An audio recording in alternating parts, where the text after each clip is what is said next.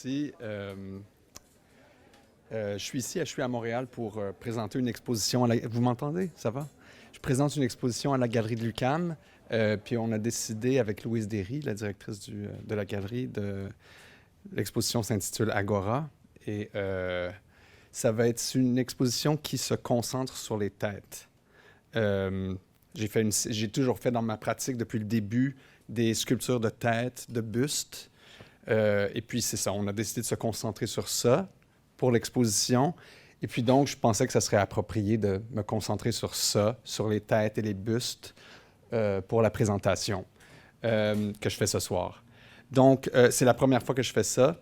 J'ai changé aussi, il y a quelques années, j'ai changé de façon de parler du travail. Je ne pense plus mon travail de la même façon. C'est comme s'il y avait eu un genre de switch. Donc, c'est la première fois que j'en parle de cette manière-là. Je ne suis pas sûr que ça va sortir clairement. Donc, ça se peut que je me contredise. Et puis, je veux aussi dire que je pense qu'à la fin de la présentation, il y a une période de questions-réponses.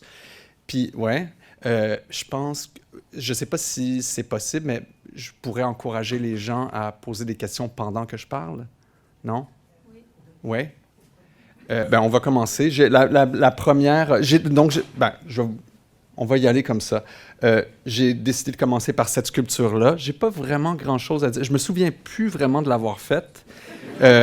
C'est parce que c'est la plus ancienne tête. C'est la plus ancienne sculpture de tête qui est documentée dans mon travail. Puis elle fait partie de l'exposition aussi.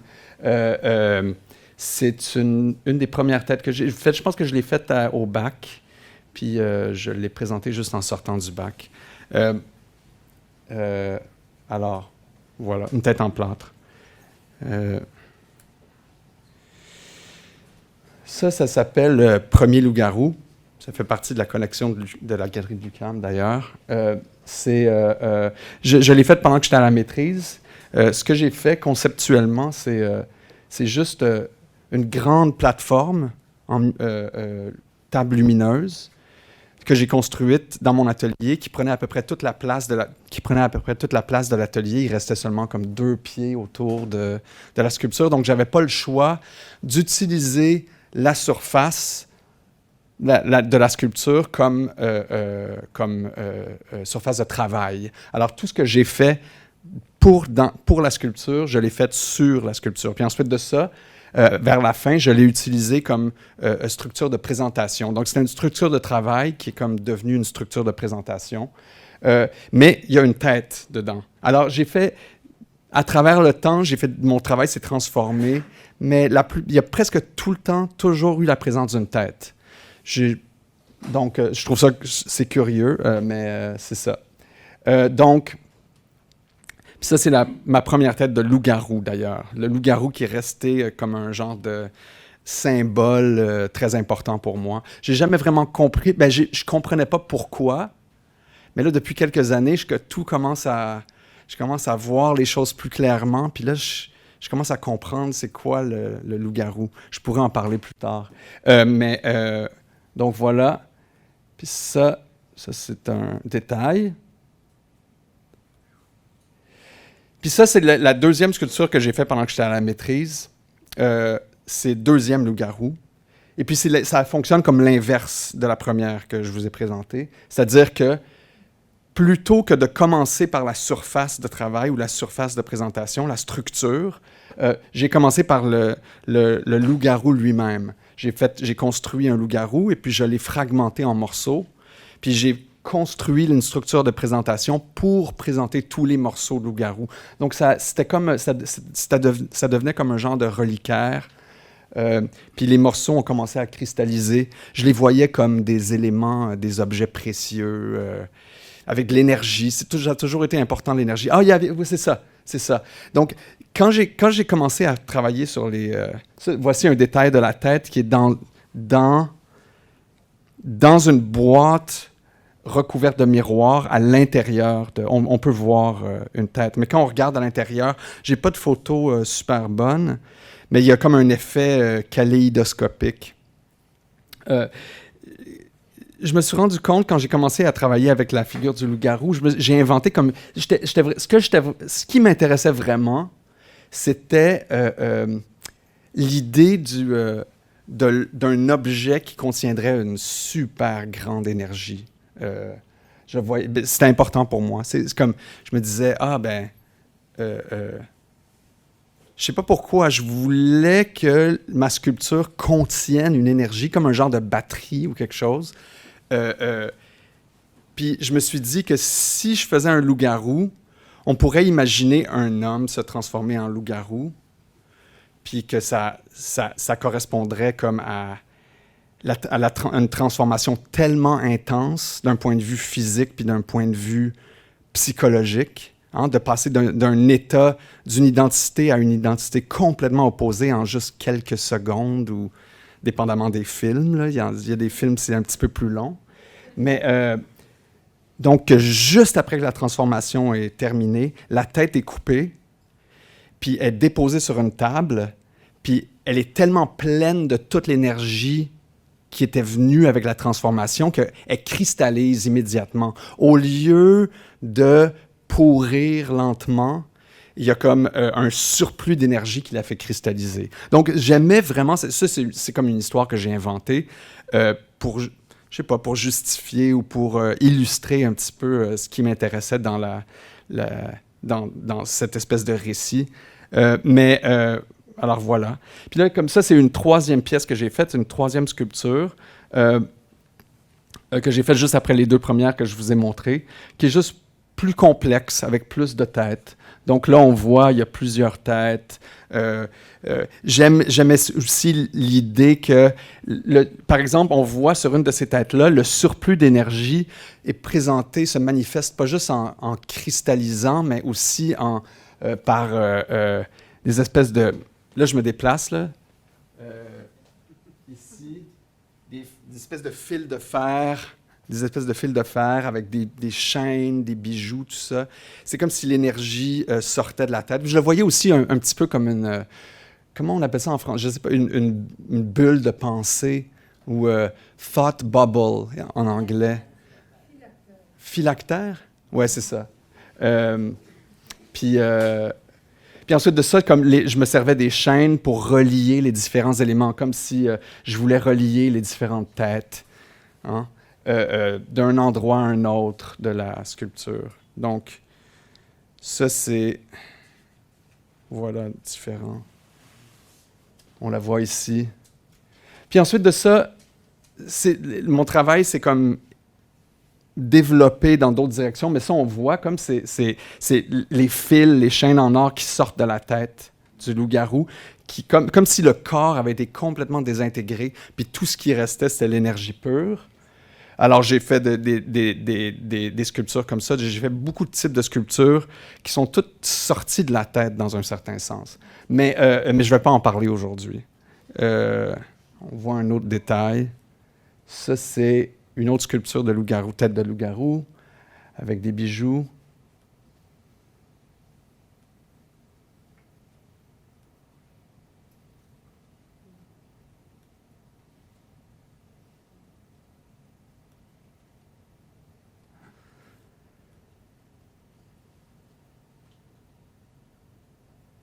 J'ai commencé à m'intéresser surtout pendant la pandémie. Je me suis vraiment isolé. Puis j'ai commencé à m'intéresser à plein de choses différentes, comme, je sais pas, la psychologie.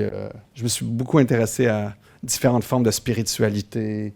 Je me suis intéressé beaucoup à Jung, Carl Jung, puis au concept d'inconscient.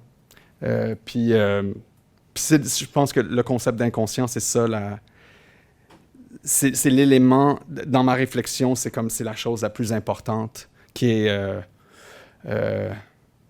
j'en étais pas conscient avant, mais là, c'est ça. Et puis, le loup-garou, c'est comme si c'était l'ombre, dans un certain sens. C'est comme la partie de moi-même, la partie... réprimée, c'est comme ça qu'on dit, la partie réprimée, la partie animale, instinctive de moi. Fait que, tu sais, comme Dr. Jekyll and Mr. Hyde, c'est exactement ça. Qui voulait être manifesté. Alors moi, j'avais plein d'histoires, comme l'histoire que je vous ai racontée par rapport à la décapitation du loup-garou, puis le surplus d'énergie, puis la transformation, tout ça. Mais que, dans le fond, je pense que c'est tout simplement qu'avec... C'est la bête en moi qui avait besoin d'être manifestée pour que j'en devienne, pour que je la voie. Alors, j'aime beaucoup cette idée. J'aime l'idée aussi qu'elle est toujours associée à ce qui est précieux, comme si c'était le trésor, il est dans l'ombre. C'est l'ombre qui contient comme ce qu'il y a de plus précieux. Voilà. Puis là, je pense pas que je vais vous parler longtemps de cette pièce-là, mais c'est intéressant. Ben, c'est comme...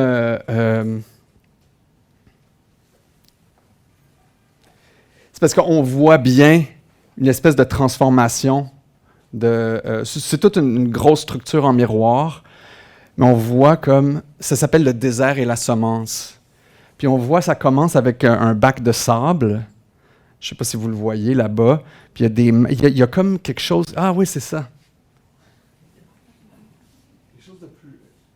Je sais pas, je me rappelle plus à quoi c'est... Je me souviens plus à quoi c'est relié, mais c'est... il y a quelque chose qui dégouline, puis on dirait du sperme, puis qui tombe dans le sable. Puis il y a des mains qui mélangent cette espèce de liquide visqueux avec le sable, puis qui forment une noix de coco.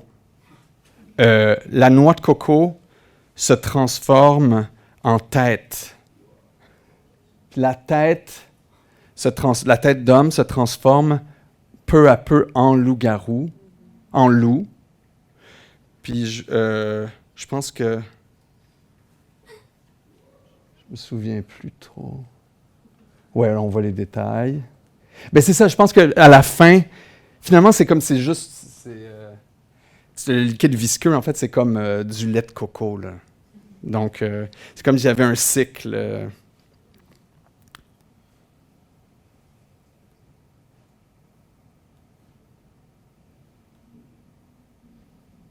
Ah oui, c'est ça, c'est de là que ça vient.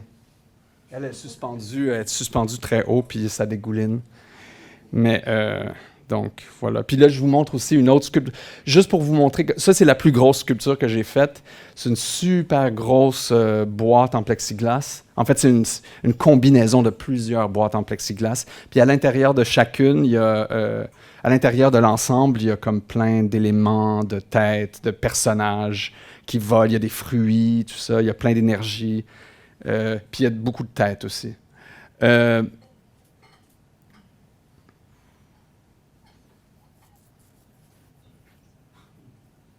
J'ai toujours aimé ça, cette idée-là, l'idée que la sculpture est faite de l'intérieur. C'est-à-dire que elle était tellement grande, la boîte, que j'avais plus de place pour travailler autour. Il fallait que je la fasse littéralement de l'intérieur.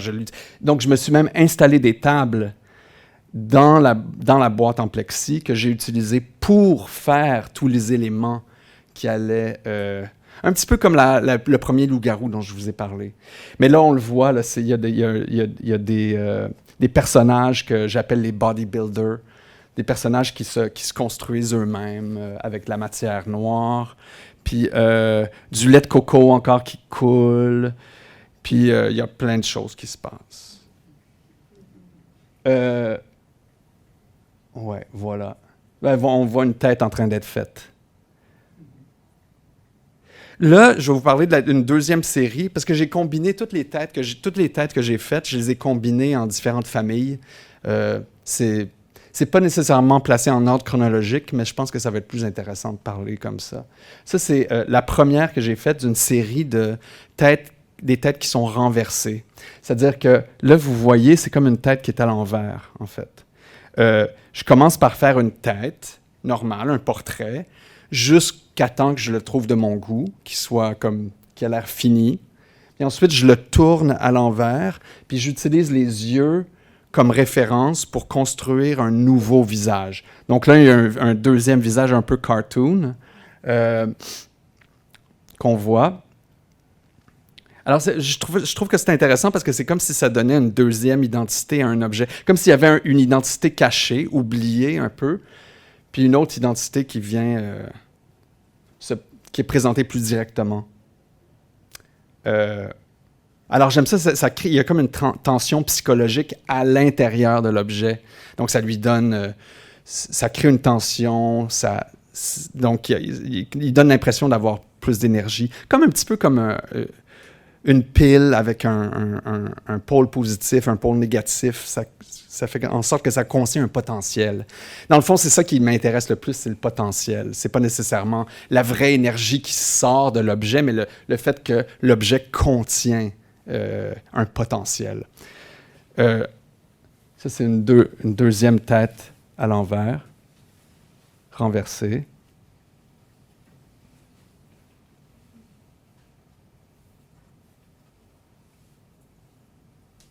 Puis il y a un élément aussi, un élément de répétition, hein, parce que c'est comme si... mais c'est, je veux dire, il y a deux têtes, mais il y a deux mains aussi, mais c'est pas, elles n'ont pas le même rapport. Les deux mains, c'est des mains identiques. Mais ça revient plus tard dans mon travail. Cette espèce de répétition de formes identiques. Je vais vous montrer plus tard. Ça, c'est un autre exemple.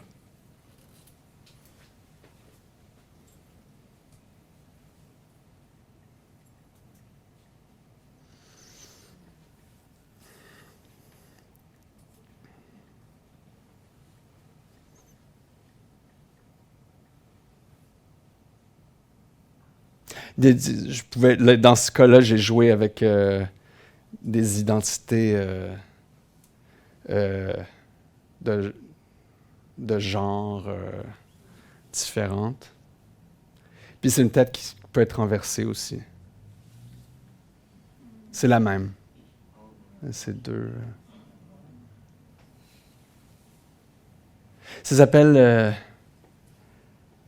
la Galerie des Glaces. Je pense que c'est le nom je pense que c'est dans le château de Versailles, une grande galerie qui est pleine de miroirs. Donc, je trouvais ça intéressant parce que j'ai pas trop... ils me font penser à des personnages un peu... je suis pas un historien, fait que je sais pas si ça fit avec Versailles, là, mais...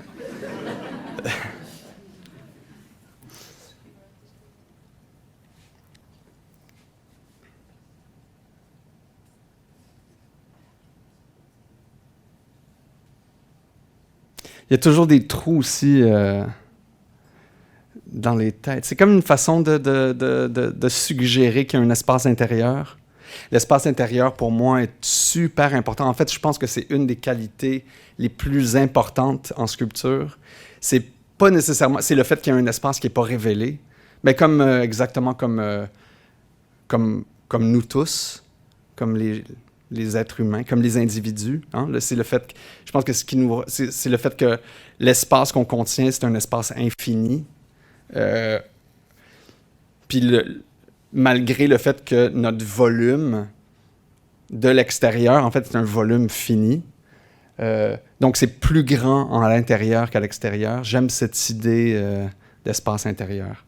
Donc, je vous montre.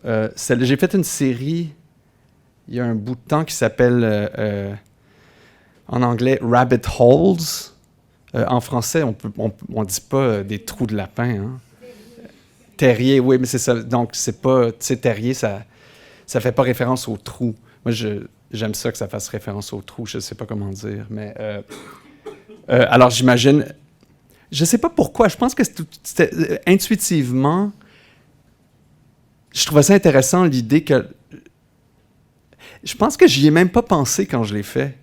J'aimais l'idée d'un trou de lapin, puis je trouvais ça drôle que le trou de lapin il soit dans une tête. Je sais pas pourquoi. Puis c'était présenté à l'extérieur. Donc c'était... j'ai pas de photo, là, mais c'est présenté sur le gazon. Et puis le trou, il va plus creux que la tête elle-même. Hein, il continue à l'intérieur du sol. Mais je me suis rendu compte après que j'y ai repensé quand j'ai commencé à m'intéresser à l'inconscient, tout ça, que dans le fond, je ne sais pas si je devrais en parler maintenant, mais tu sais, comme quand on parle de la notion d'inconscient, c'est comme si c'était ça la porte d'entrée. C'était le terrier du lapin, le trou du lapin. Dans Alice au Pays des Merveilles, c'est exactement ça. Tu sais, c'est le lapin qui amène Alice dans son trou. Elle tombe dans le trou, puis c'est là qu'elle est confrontée à son inconscient, puis qu'elle rend compte toutes sortes de personnages étranges, puis...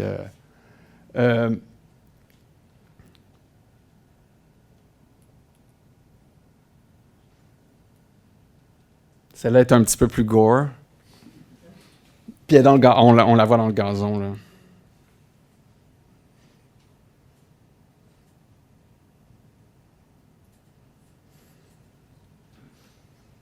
C'est une autre. J'aime ça aussi que tous les éléments brillants, précieux, sont en fait juste définissent le tour, le bord du néant. Tu sais, pas du je ne sais pas si je peux parler de néant, mais de cet espace infiniment sombre. Puis j'ai comme l'impression que c'est là que ça se passe, comme la réalité, c'est là, c'est juste au bord de ça. J'ai étendu la série.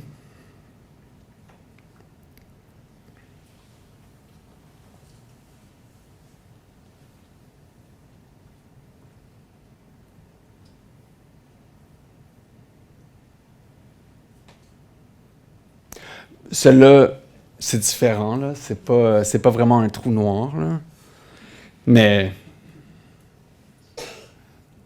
Puis c'est ça, comme celle-là, par exemple, je l'ai pas faite, c'est pas une série, là. J'étais pas conscient. C'est comme si je faisais une sculpture là, une sculpture là. Je pensais pas à être consistant. Mais là, on le voit. Là, celle-là, c'est intéressant. Ça, c'est une de mes sculptures préférées. Ça s'appelle, en anglais, ça s'appelle... The Whaler. The Whaler, c'est le chasseur de baleines.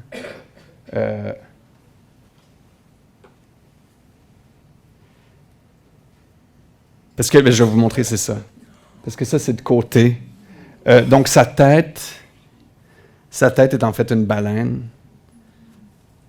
Puis, son visage, ou plutôt que son visage, c'est l'intérieur de la baleine, qui est un espace sombre. Puis quand on revient à l'idée de l'inconscient aussi, c'est comme dans... c'est quoi son nom encore? Non, c'est pas Noé, c'est Jonah. Jonah dans la baleine, ou Geppetto dans la baleine. C'est comme pris dans l'inconscient. Donc, l'espace de la baleine, c'est comme symboliquement, Puis ça, c'est venu intuitivement. C'est-à-dire que la façon que je travaille, c'est, par exemple... Attends. Je voulais juste faire quelqu'un... Attends, non, c'est ça. Je voulais juste faire quelqu'un qui avait une très grosse tête. Je voulais faire un genre d'extraterrestre avec une grosse tête. Fait que là, j'ai comme commencé à... J'ai rattaché du styrofoam en arrière de sa tête, puis... Le styrofoam, il était rectangulaire au début. Puis là, ça m'a vraiment fait penser à un cachalot. C'est comme ça qu'on dit.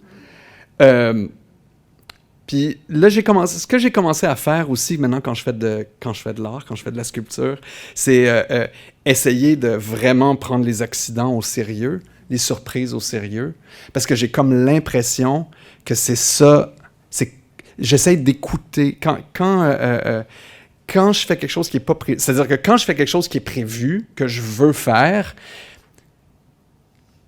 c'est comme si toutes les idées faisaient juste venir de mon ego, étaient conscientes, elles avaient toujours existé, ou je ne sais pas. Mais si je prends au sérieux les erreurs, la matérialité, si j'écoute comme si c'était des voix, c'est des voix qui viennent d'ailleurs, d'une autre dimension, si on veut. Si je les prends au sérieux, c'est comme si j'écoutais ce que l'objet veut lui-même,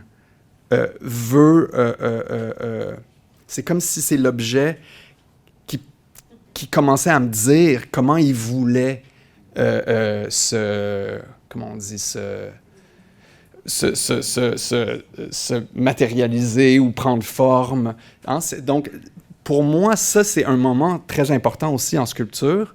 C'est quand le contrôle passe de moi à l'objet. Quand je commence à ressentir que l'objet lui-même a son propre désir, sa propre intelligence, sa propre sexualité, puis que moi, je suis là, en fait, juste pour l'aider à prendre forme comme il veut ou elle veut prendre forme. Donc, c'est ça.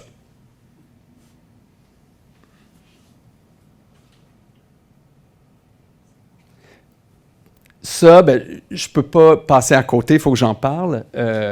C'est une pièce qui s'intitule Sarah Altmaid. C'est ma sœur. C'est comme, ça se présente un peu comme un portrait de ma sœur.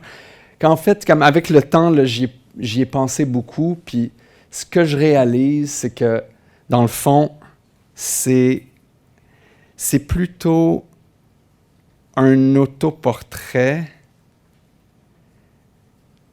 C'est comme un autoportrait. C'est comme si c'était, en fait, ma partie féminine sans moi. C'est comme si je regardais toute ma partie féminine, toute la femme en moi, mais sans moi, comme si je la regardais. Donc, c'est pour ça qu'il n'y a pas de visage, parce que c'est moi qui manque. Je sais pas trop comment en parler, mais...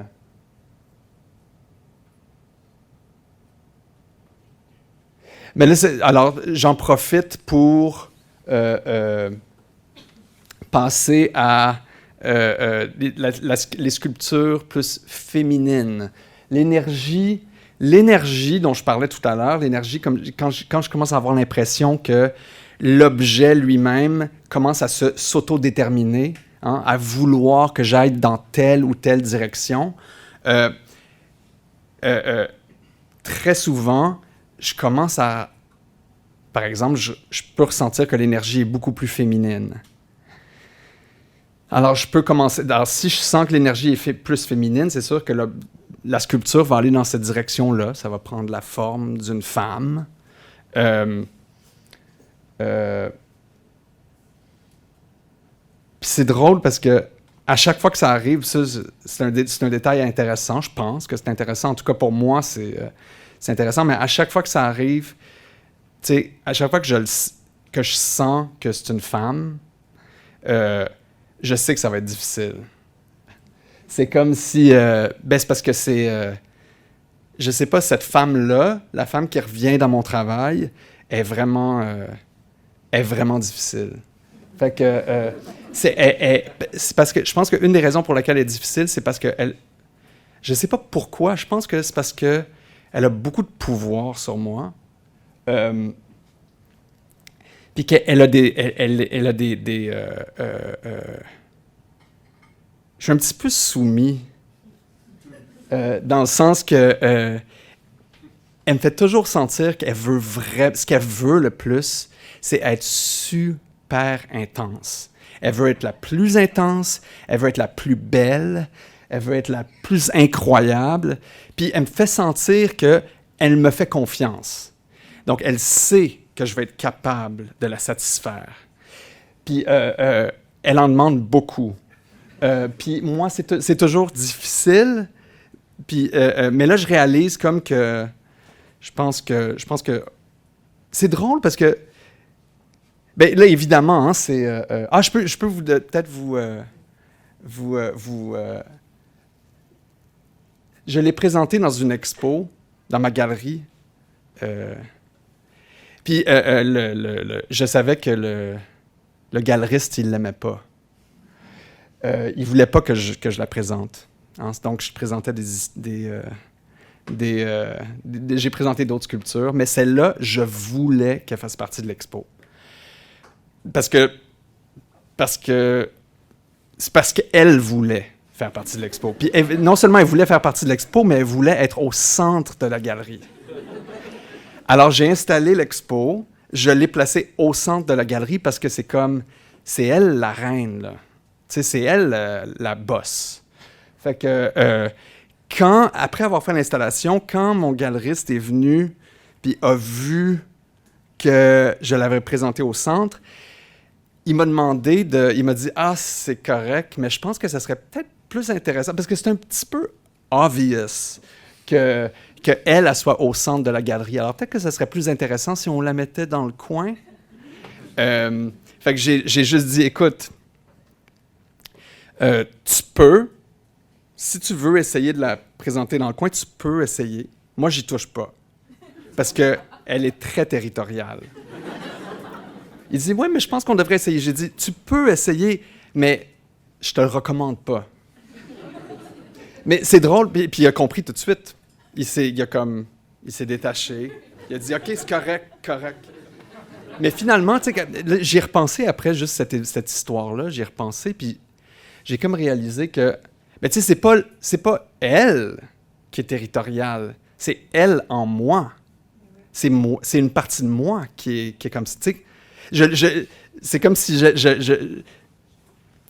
c'est ça, c'est comme si j'avais comme imaginé que c'était elle. Je sais pas ce qui est arrivé psychologiquement, mais c'est intéressant. Finalement, j'ai eu ce que je voulais.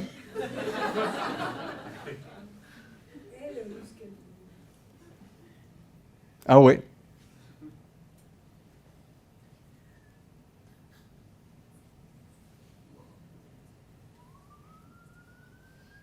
Elle tient un gros diamant.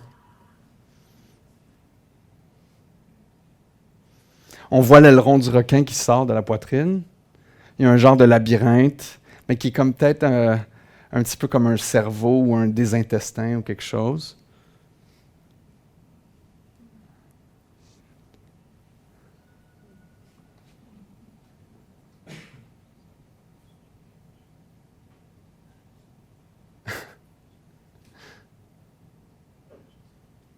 Ça, c'est une tête renversée aussi, mais elle s'appelle la mère.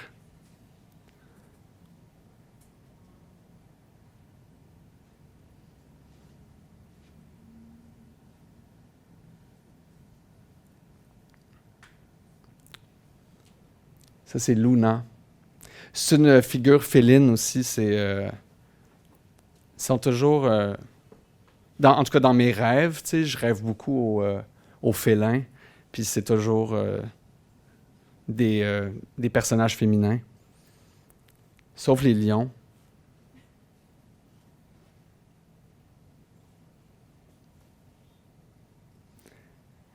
Elle tient comme un casque de moto. Ça, c'est un nouveau motif dans mon travail.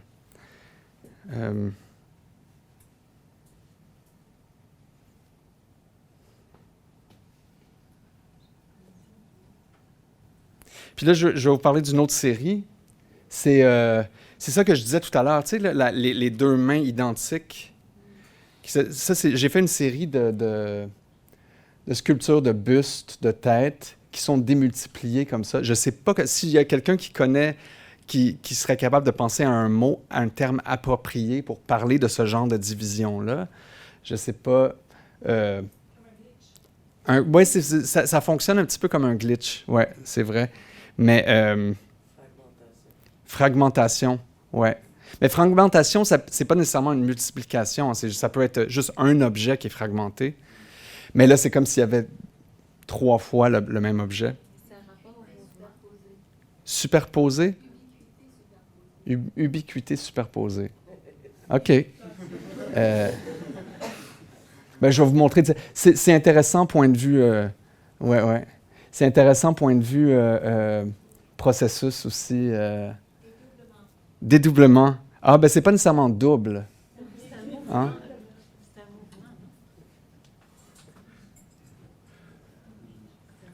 Mais là, j'accélère parce qu'il ne reste plus beaucoup de temps. Hein? Oui, oui, oui. Ben moi, je me suis beaucoup inspiré. Je pense que j'avais vu cet effet en 2 dimensions. C'est comme un peu un effet Photoshop, là. Je l'avais vu, même je pense que je l'avais vu en peinture, mais je voulais essayer de le faire en 3 dimensions.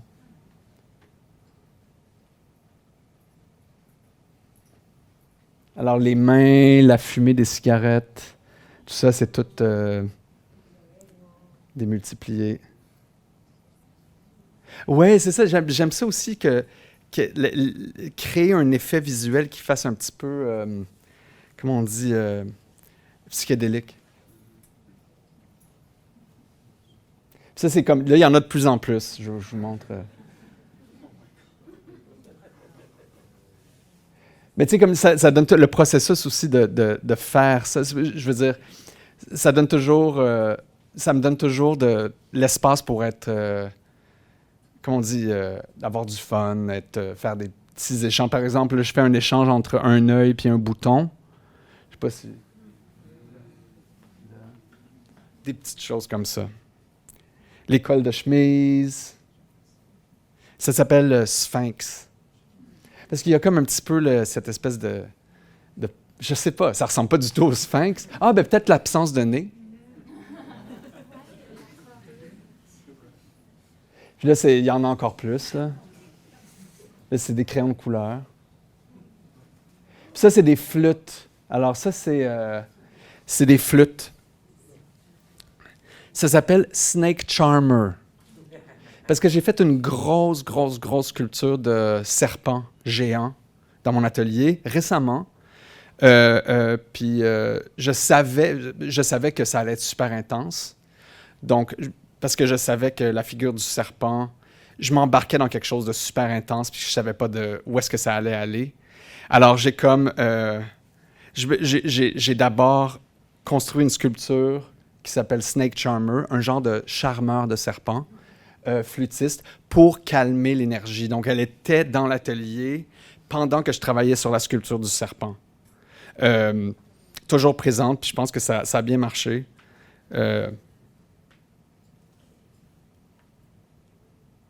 Ça, c'est la sculpture du serpent. Elle est très, très grande. Puis c'est plein de têtes. C'est toutes des têtes. Partout. Je pense qu'il y a quelque chose comme 120 têtes. Qui sont toutes différentes les unes des autres.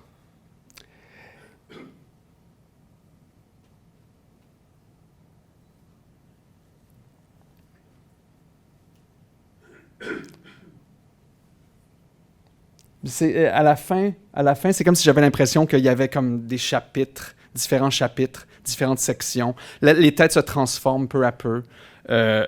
Puis il y a une montée, il y a une chute, il y a une transformation, il y a une confrontation avec l'opposé, il y a un genre de lapin trickster qui est... Alors, c'est comme si c'était différents chapitres d'une vie. Je vois, la figure du lapin, c'est comme si c'est une figure très, très importante. C'est l'esprit du trickster qui est toujours, je ne sais pas comment dire en français, qui est toujours présent dans mon travail, dans l'atelier, qui est comme une façon de... Je pense que c'est comme le lapin d'Alice au Pays des Merveilles. C'est-à-dire que c'est le lapin qui permet un genre de voyage, d'un va-et-vient dans l'inconscient, entre l'inconscient puis la réalité consciente. Hein? Puis c'est quelque chose qui est important pour moi quand je travaille dans l'atelier. Alors, je vais aller très, très vite parce que, ouais, c'est fini. Je vais juste vous montrer des images. Mais vous pouvez me poser des questions aussi en même temps. On a commencé la période de questions. Oui, moi, je continue à vous... Si jamais vous avez des questions, posez-moi des questions.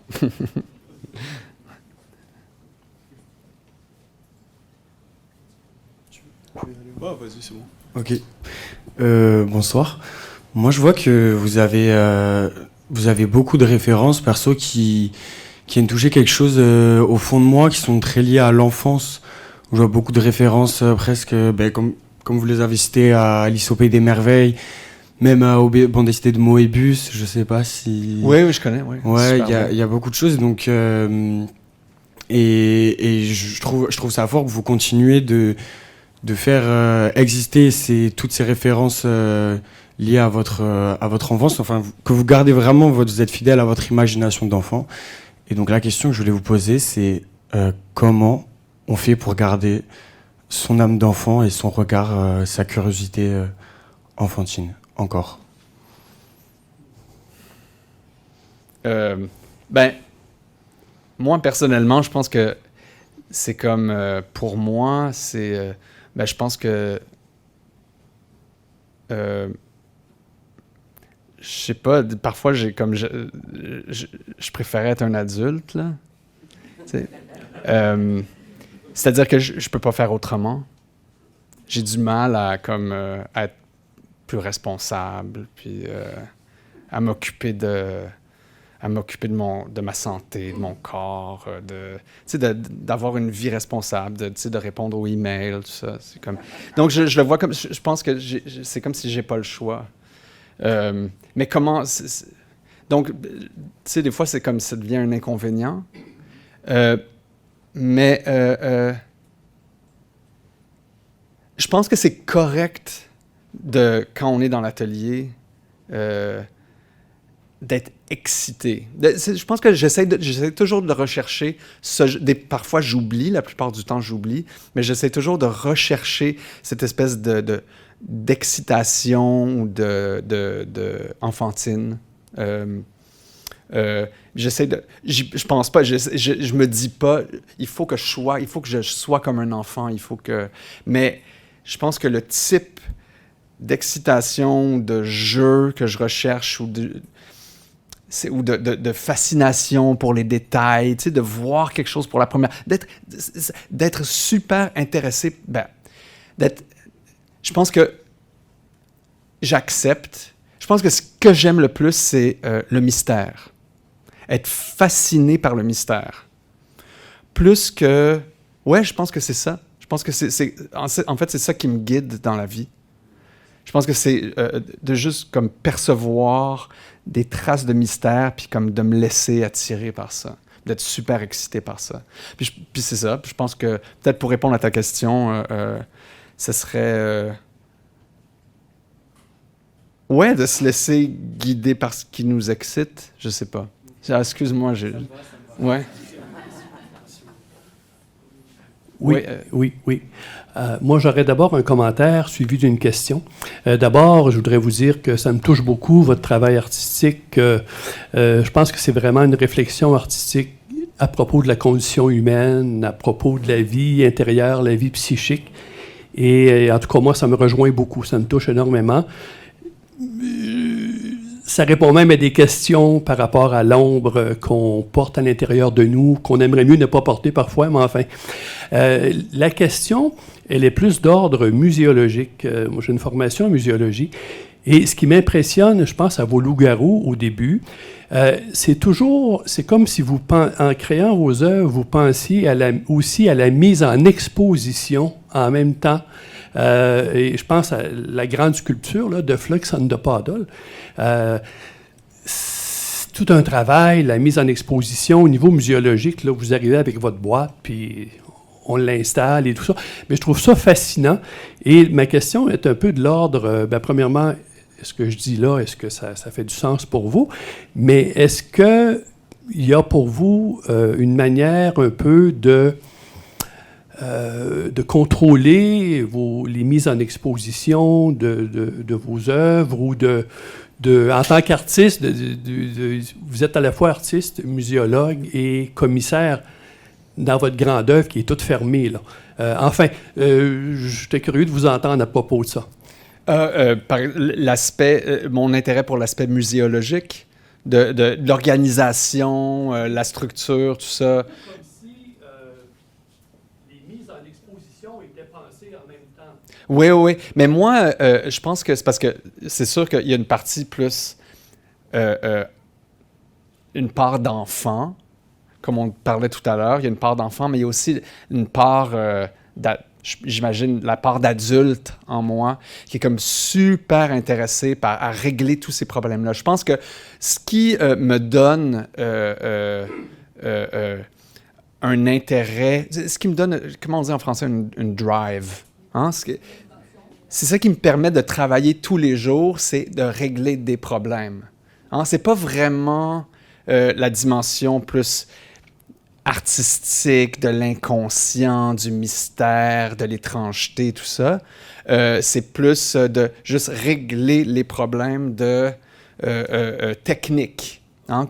En tant que sculpteur, j'aime beaucoup. C'est comme ça que je pense. C'est ça que je fais, en fait. À journée longue, c'est ça que je fais. Je règle des problèmes techniques. C'est comme si la part d'enfant ou la personne qui est intéressée à communiquer avec l'inconscient ou avec les esprits ou whatever, cet aspect-là, c'est comme si c'était une collaboration. C'est comme s'il y avait plusieurs personnes qui travaillaient. Mais une des personnes qui est là, qui est présente, qui est toujours présente, c'est la personne qui s'intéresse à l'installation, à la présentation, à la muséologie, tout ça. Ouais. Oui.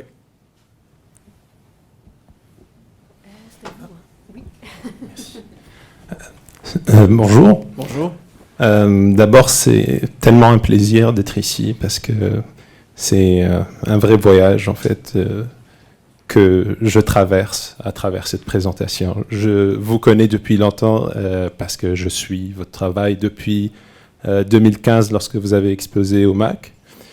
Et ensuite, moi, je me demande, en faisant ce que vous faites, tout ce que vous créez, c'est une sorte de cartographie qu'on a l'impression que vous êtes en train de tisser au fur et à mesure.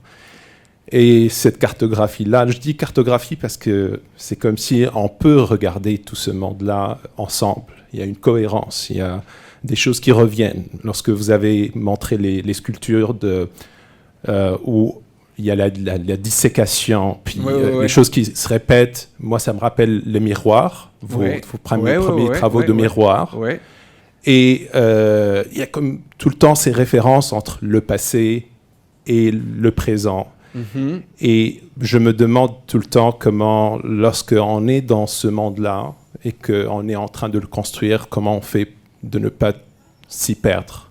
Parce que on peut regarder dans le passé comme on fait tous, on regarde notre vie et on regarde tout ce qui la constitue. Et lorsqu'on on a envie de continuer à créer, je pense que c'est un danger, c'est un piège de s'attacher à ça. Oui, mais je comprends. Est-ce que tu as fini? Oui. OK. Non, juste pour savoir si je pouvais répondre. Oui, non, c'est une super bonne question.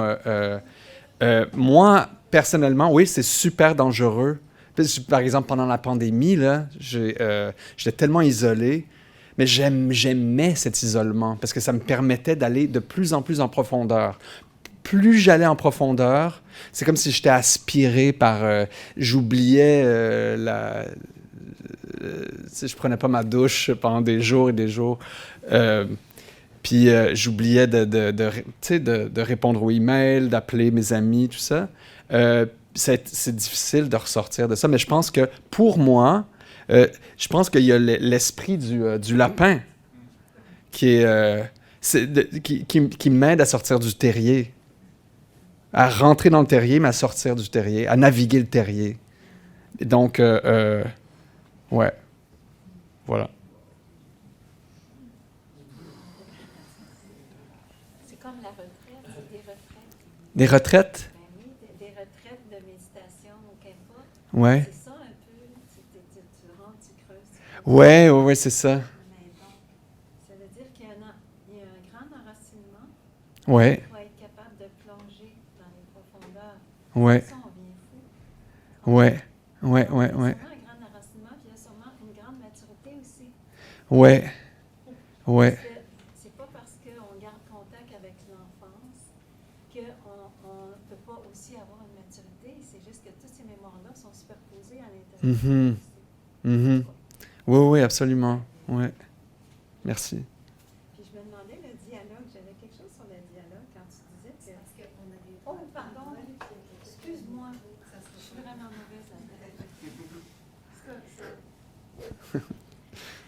Moi, je suis aussi votre travail depuis longtemps. J'adore. J'ai travaillé au MAC, justement, pendant la période de 2015. C'était une des expositions. On recevait, je veux juste vous le dire, les commentaires les plus fantastiques de la part du public.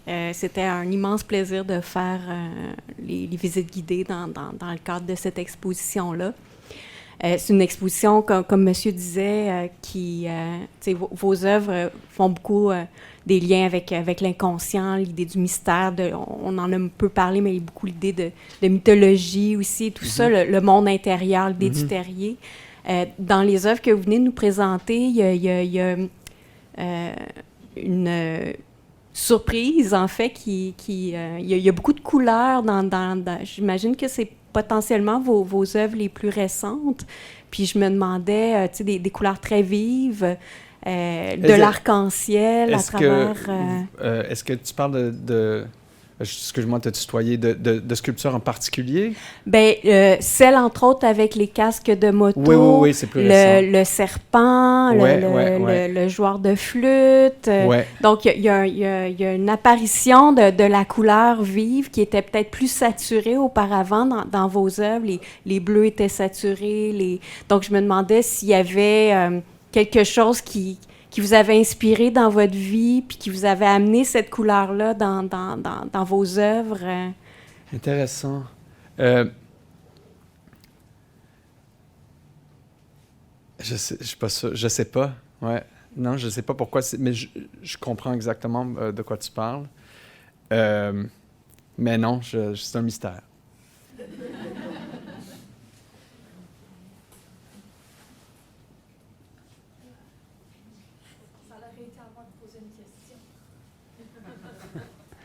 Bonsoir. Je voulais creuser un peu sur l'idée de l'inconscient, parce que je pense que c'est un thème qui revient beaucoup chez les artistes. Oui. Puis, moi, je voulais savoir un peu comment il se transmettait dans ton processus créatif.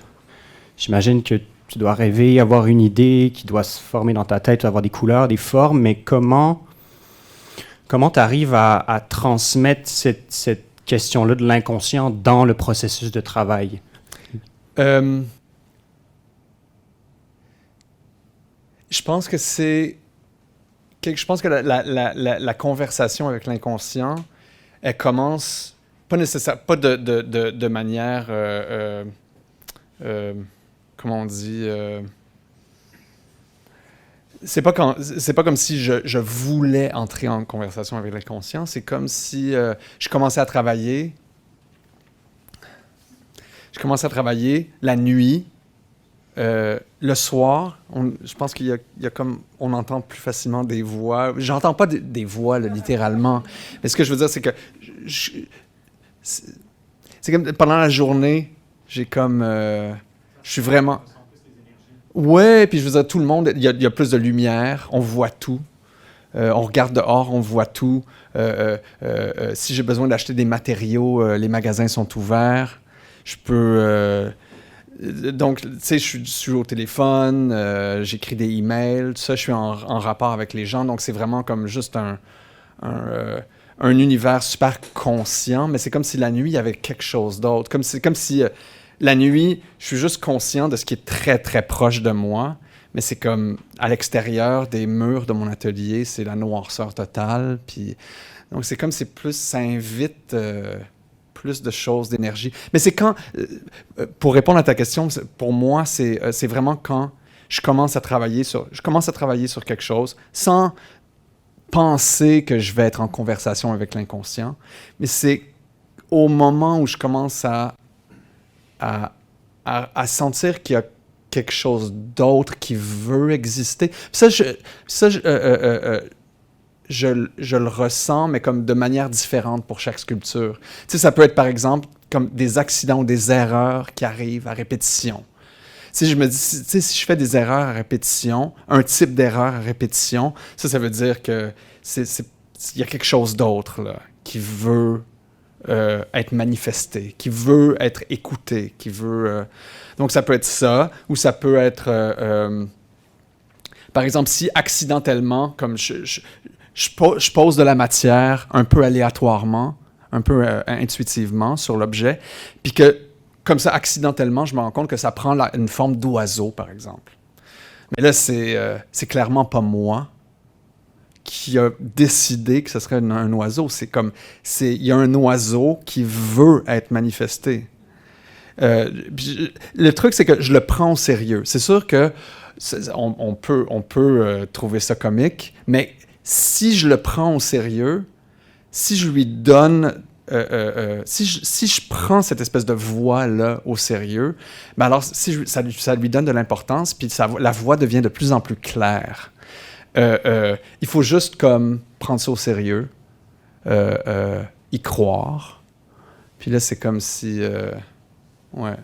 Je sais pas si je réponds à ta question. Ouais. Alors, David, moi, j'ai 2 questions en ligne. Je suis juste devant toi. Ouais. Donc, je me fais le porte-voix de ces personnes. La première question est de Kiki. Elle dit tu as parlé de la figure féminine du félin qui apparaît souvent dans tes rêves. Donc, quelle est l'importance de tes rêves dans ta pratique? Ça fait une belle transition de l'inconscient vers le rêve. Oui, mais c'est intéressant de parler du rêve parce que, en fait, le contenu de mes rêves, c'est pas quelque chose que je transfère dans mon art. C'est pas comme si je rêvais à des loups-garous, alors je décidais de faire des sculptures de loups-garous. C'est pas comme ça que ça marche. Mais ce que je trouve intéressant, c'est que je trouve que le rêve et l'art fonctionnent de la même façon. C'est-à-dire que c'est comme si c'était des plateformes sur lesquelles on pouvait être en relation avec l'inconscient. Hein, dans un rêve, si je rêve à un lion, c'est comme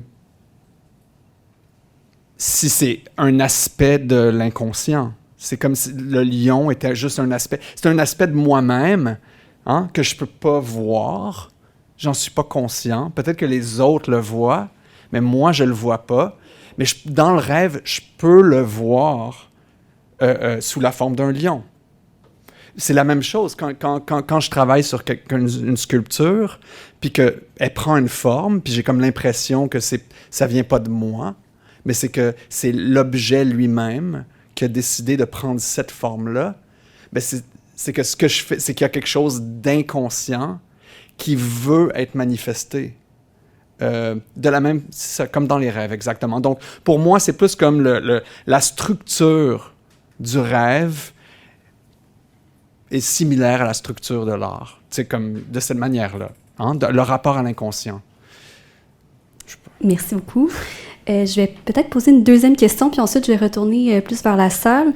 Donc, question de Tania Poggione. Donc, merci beaucoup pour cette présentation, très inspirant. Considérez-vous votre travail créatif plutôt intuitif ou rationnel, ou comment, en fait, trouver l'équilibre entre les deux, donc cette oscillation entre le rationnel et l'intuitif? Mais c'est un petit peu comme quand j'ai répondu à la question sur l'aspect muséologique, technique, pratique du travail, c'est ça, il y a les deux. Attends, c'est quoi la question? Comment je fais pour combiner les deux? C'est ça? Ben c'est ça. C'est comme deux parties de moi. Hein? Il y a une partie qui est plus... j'aime bien que la dimension technique, parce que j'aime toujours résoudre des problèmes comme ça. Puis ça me permet de faire des choses. Mais il y a une autre partie de moi qui est plus comme fascinée par les erreurs, puis les bruits étranges, puis les voix, puis les esprits, puis tout ça. Oh, c'est ça. OK. J'avais 2 petites questions à vous demander. Premièrement, ça m'épate vraiment votre travail parce que je trouve que vous renouvelez la sculpture. Puis c'est pas évident de faire ça avec toutes les écoles de sculpture qu'on a connues. Est-ce que vous croyez que vous êtes un disciple du surréalisme en quelque sorte, puisque la rêverie est au centre de votre création? Première question. Deuxième question. Les sculptures ont été beaucoup réalisées sur des commandes, un grand bout de temps, l'art religieux. Est-ce que c'est pas difficile de se retrouver à tout imaginer? Parce que vous, tout est à partir de votre imaginaire. Est-ce que c'est difficile? Est-ce que parfois il y a des pannes d'inspiration? Et enfin, ma troisième question. Est-ce que ça dérange? C'est correct. La longévité au niveau de vos matériaux. On sait que du roc, c'est du roc, du marbre, c'est du marbre. Est-ce que vous réfléchissez dans votre pratique à la longévité des matériaux de vos sculptures? Oui, oui, oui. Je suis toujours pour la longévité des matériaux. Ouais, je suis très, très conscient de ça. Ouais. Je fais attention à ça. Puis je me souviens pas des autres questions. Ah, surréaliste, absolument. Mais c'est nouveau, c'est récent, ça, que j'ai compris c'était quoi. Excusez-moi, j'arrête pas de parler d'inconscient, mais c'est parce qu'avant, je voyais le rapport avec les surréalistes, mais je pensais que c'était juste un rapport formel. Tu sais, c'est un style surréaliste. Un style un peu flyé, avec des affaires fantastiques, tout ça. Mais là, je comprends que ce qui définit comme le surréalisme, c'est plus comme le rapport à l'inconscient, puis l'intuition, tout ça. Puis là, je le vois, là. Oui, mon travail est super surréaliste. Ouais. Pas d'inspiration, aucune commande, pas de devoir. Non. Tous ces sujets. Ben, non, moi, non, c'est pas d'inspiration, non. Non. Merci beaucoup. Merci. Ça va être ici, la suite. Ici. Oui. Pendant votre début de présentation, vous avez parlé que vous êtes intéressé plus récemment à l'autodétermination des objets pendant que vous les travaillez. Oui. Puis là, vous avez mentionné un peu tantôt avec l'inconscient que parfois vous commencez en mettant de la matière de manière un peu intuitive, puis là, elle va commencer à vous parler. Je me demandais si vous aviez d'autres processus dans l'atelier qui font entrer le dialogue de l'objet qui prend le contrôle de vous. Oui, je pense que j'essaye d'écouter plus.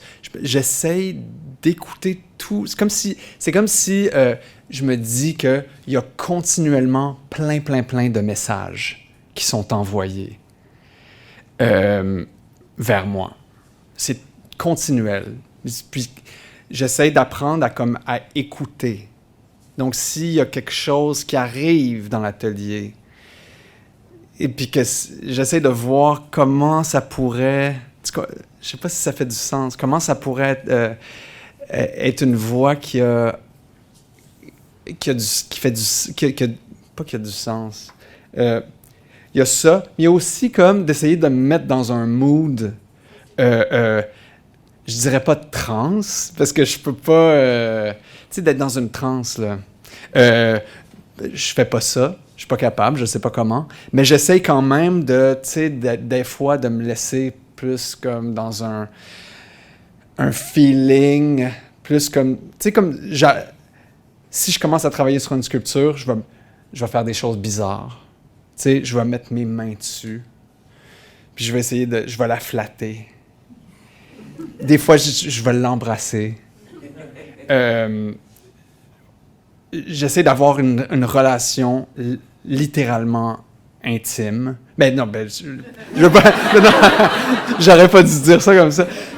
Mais d'avoir un rapport... tu sais, de développer un genre d'intimité, d'apprendre au sérieux, comme si vraiment il y avait quelque chose dedans, que c'était quelqu'un que c'était une personne.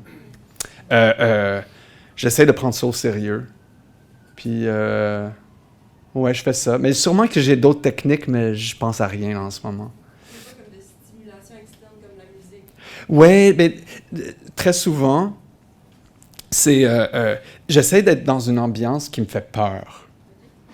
Alors, quand je travaille très tard le soir, la nuit, que je suis tout seul dans l'atelier, si j'écoute quelque chose, j'essaie d'écouter quelque chose qui fait peur. À un moment donné, j'ai travaillé pendant un bout de temps. Il y avait des figures de baleines qui apparaissaient dans mon travail, puis je travaillais la nuit, puis j'écoutais des chants de baleines. Puis ça donnait une ambiance un peu inquiétante, un peu... mais, ouais. Oui? Désolée, je n'ai pas pris le micro, par contre, mais dans votre processus, est-ce que vous déjà pensé aller vers l'art-thérapie pour Ben, je pense que c'est peut-être ça que je fais, hein. Ouais.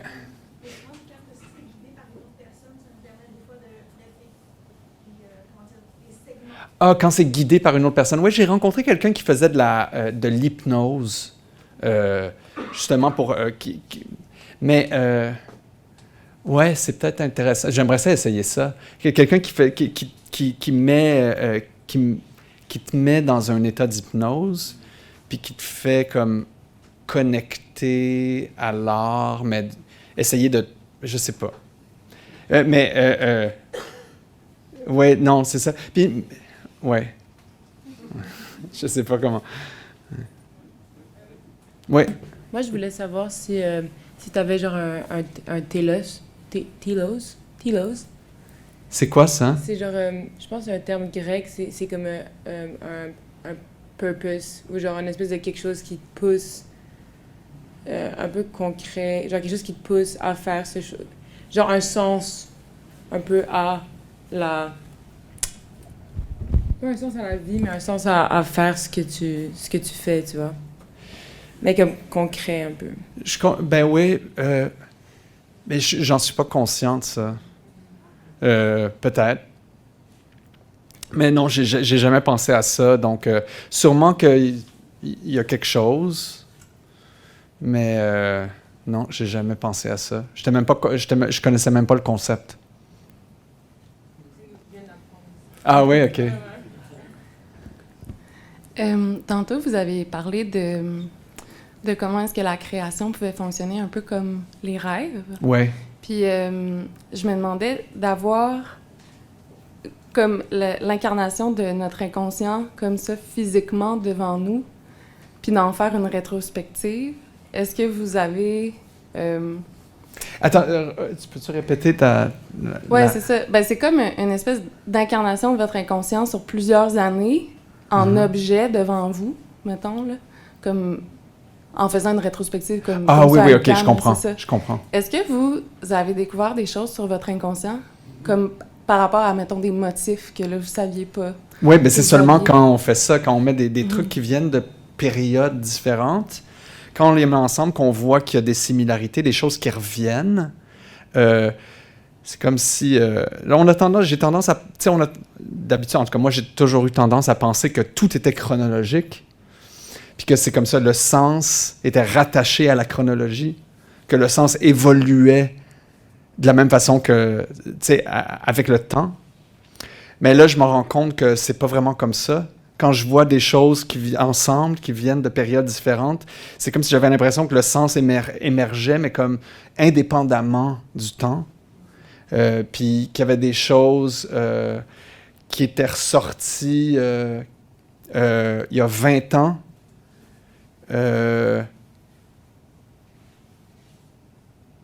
qui sont vraiment très, très proches de ce que j'ai fait hier. Tu vois? C'est comme si... c'est comme si tous les éléments comme structuraux de la création étaient pas en rapport avec le temps. Je sais pas si je réponds à la question, mais ouais. OK, merci.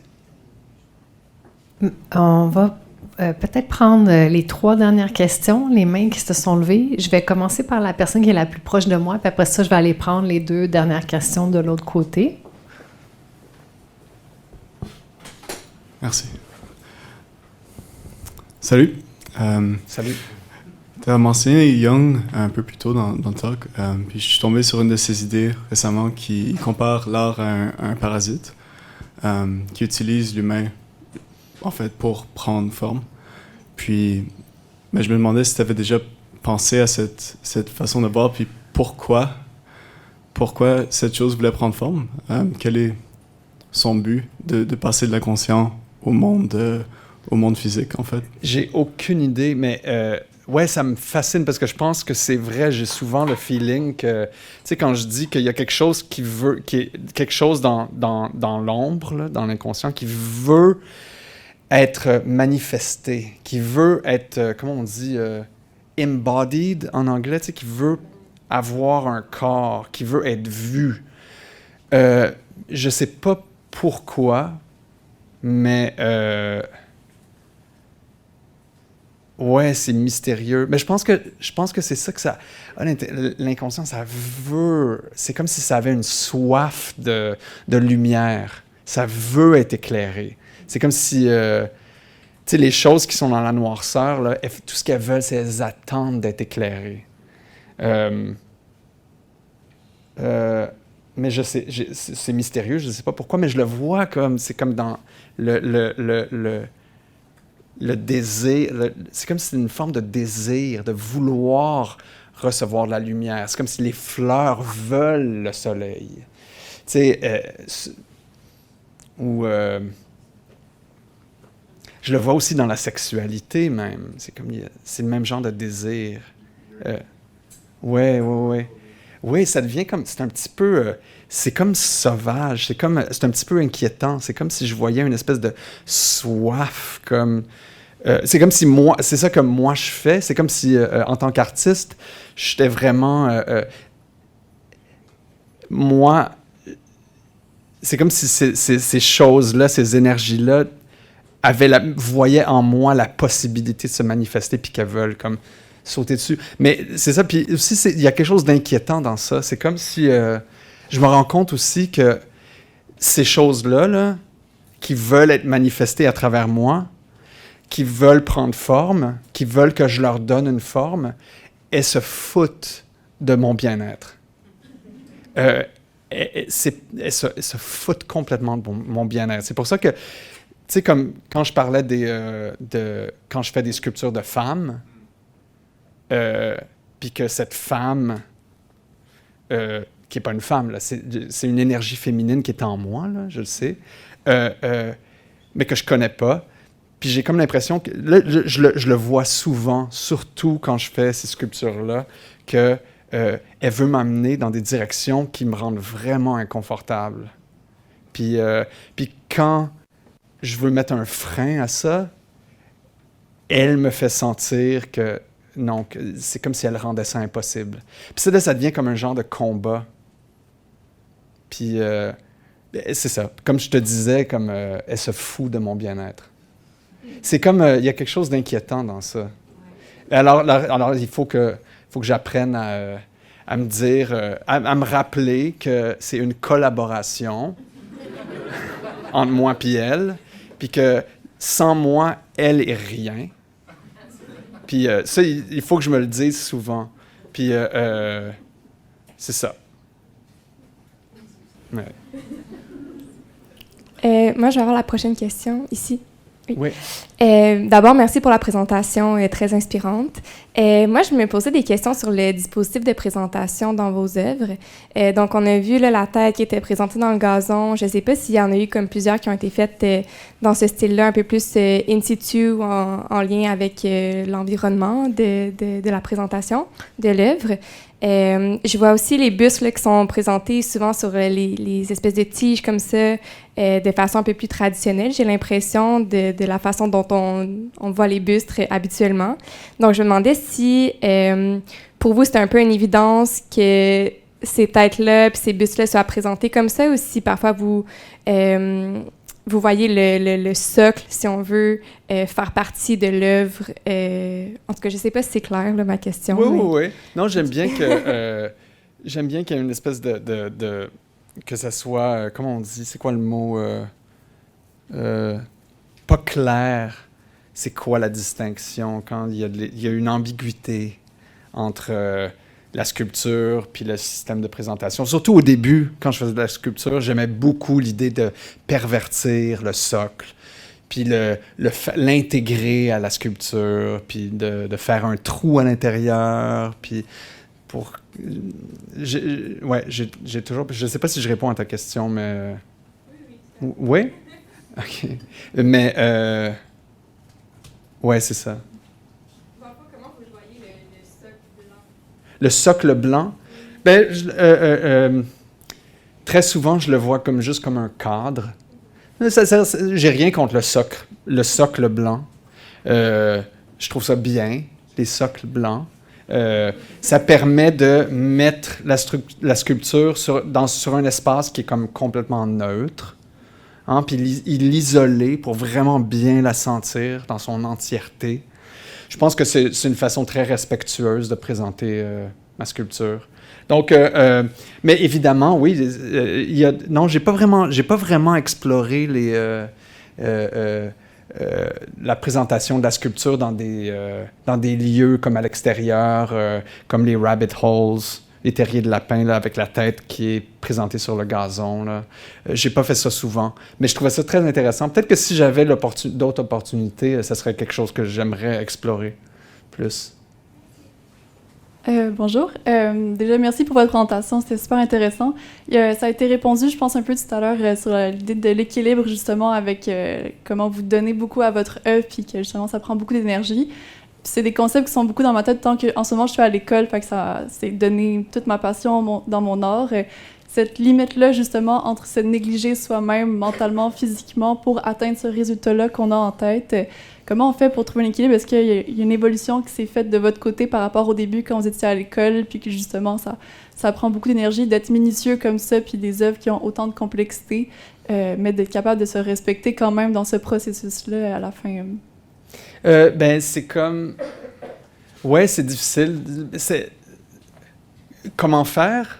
C'est ça la question? Comment faire pour comme négocier entre l'idée de se perdre puis en même temps de ne pas se perdre? C'est ça, c'est un challenge, mais c'est aussi comme que de se perdre, pour moi, c'est comme d'être absorbé par la noirceur. C'est quelque chose que je trouve super confortable. C'est tellement séduisant. Je suis bien dans cet espace-là. Je le connais profondément. C'est comme il y a quelque chose de quasiment maternel. Là, tu sais. Donc, c'est pour ça comme que je me laisse fasciner. Mais je sais que je devrais faire attention. Là. Mais donc, il faut que je me rappelle tout le temps. C'est bien d'avoir, pour moi en tout cas, c'est bien d'avoir comme une structure, puis comme que je suis... Tu sais, je me force à parler au moins à 2 personnes à chaque jour. Ouais. Merci tout le monde pour vos questions. C'était vraiment une période de questions particulièrement passionnante ce soir. Mais surtout, merci à David pour ta grande générosité.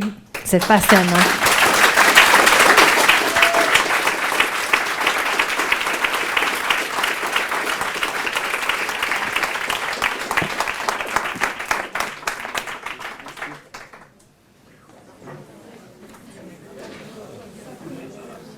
Bravo, David, c'était vraiment bon.